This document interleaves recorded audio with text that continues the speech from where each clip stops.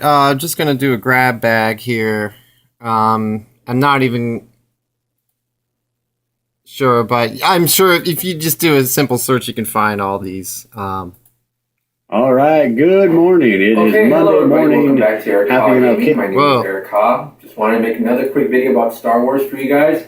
Eric So recently, I just watched all 6 of the original trilogy, or the first 6 Star Wars films, the George Lucas films. Yeah. And I wanted to talk to you guys. That's a cool digital effect there. Check this out. Watched The Last Jedi. So I know a lot of people hated the prequels.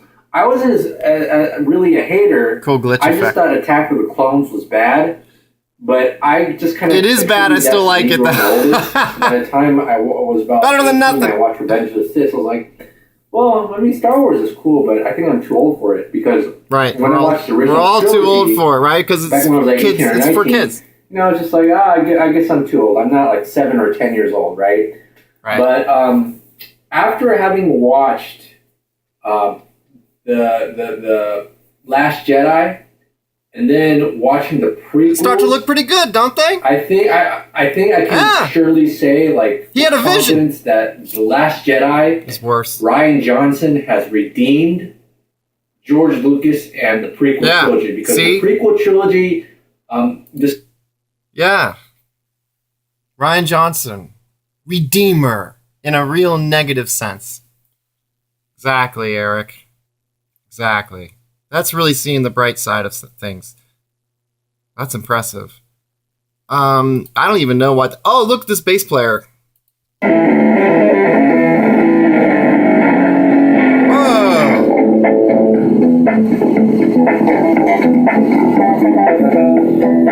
Woo! Michael Boyers. OJ. Woo! That's how you. That's part of how you play bass. That is definitely part of how you're supposed to play bass. Yo, this lighting is crazy, man. This is the guy lighting. My light. He is I, and I am he. Just taking some time to tell you what's on my mind. Yeah. Check it out. I made a video a couple of days ago talking about Star Wars: The Last Jedi, and I took it down because I really didn't like it. But I have been inspired to talk a little bit more about how I felt about Star Wars: The Last Jedi. And look, my arm's getting tired. I enjoyed the movie. I enjoyed it as a sci-fi flick. It's like, definitely hit all the right marks and stuff like that. It's like, it had action.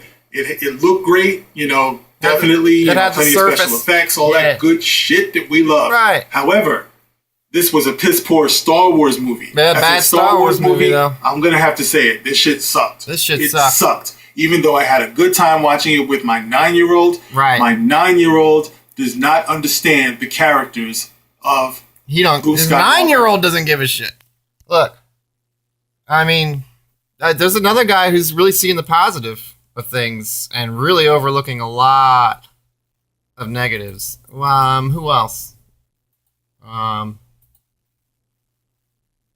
this is a good one to end on because I'm a little short on time. Because this guy, you probably, Alex Becker. He's the kind of person that you either like or don't like. But why are you so busy not liking him? It's like, I don't get it. Anyway, he does the Cliff Notes here, if I recall. For those of you here in a hurry, I'll give you the Cliff Notes. Here we go. Cliff Notes for... Here they are. Rian Johnson. Fuck you. Fuck you. Kathleen Kennedy. Fuck you. That was it. Pretty good Cliff Notes, right? So let's just dive in. One thing I want to add is there's a lot of reviews. There's a lot of very in-depth reviews on this movie. In-depth. Online. I've linked to a few good ones that I mean, if you have time, I'm not going to get into the super details. This is not going to be a long video. This isn't some I really bullshit. have 3 points that I've not seen talked about that need to be fucking talked about. Go, it's baby. Disgusting. And I didn't want to make this video. This is obviously an entrepreneurship channel, Force Awakens.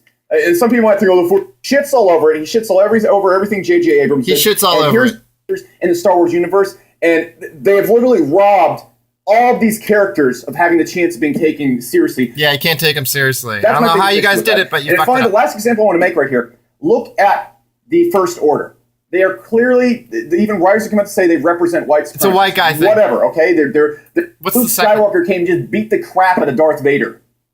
Yeah, Mary Sue. 3 episodes for Darth Vader to ever lose anything. That's why he was such a scary character. I don't know what to tell you. They don't like it. Is they're going to choose. It might be true for you in your life. You might be a Mary Sue and everything's cool. I get that, but okay, you can't you're not a have Kylo fucking Ren Jedi, so on Rey because Right. that contradicts their message. Is it skip to the end? High-fiving people because she got her freaking message out there. But you know what they didn't do? They didn't give a shit about Star Wars fans. They didn't give a shit about the people that have supported this movie. And I'm not talking about like general fans. There is a massive, the whole reason Star Wars is pretty good looking guy. So long when it came out like 30, 40 years ago is because there's this core group of people that means a whole lot to.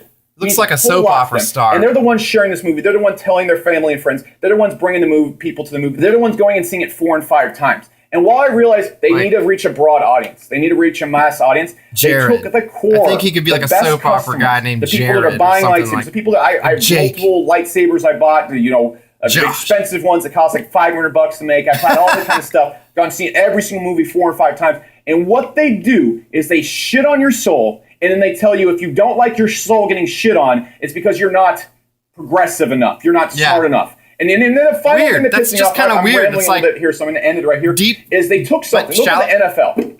I used to like the NFL because I could sit down every single day. It's happening there it too. It didn't fucking matter. Everyone gets brought together. They find a way to politicize the NFL. Yeah, they politicized it. I don't care if you take me or you don't. They screwed it. It's you know what it is.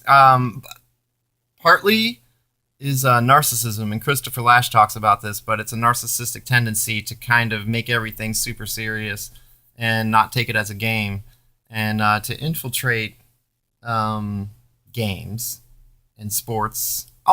Every single kind of game, even the stock market, infiltrate it.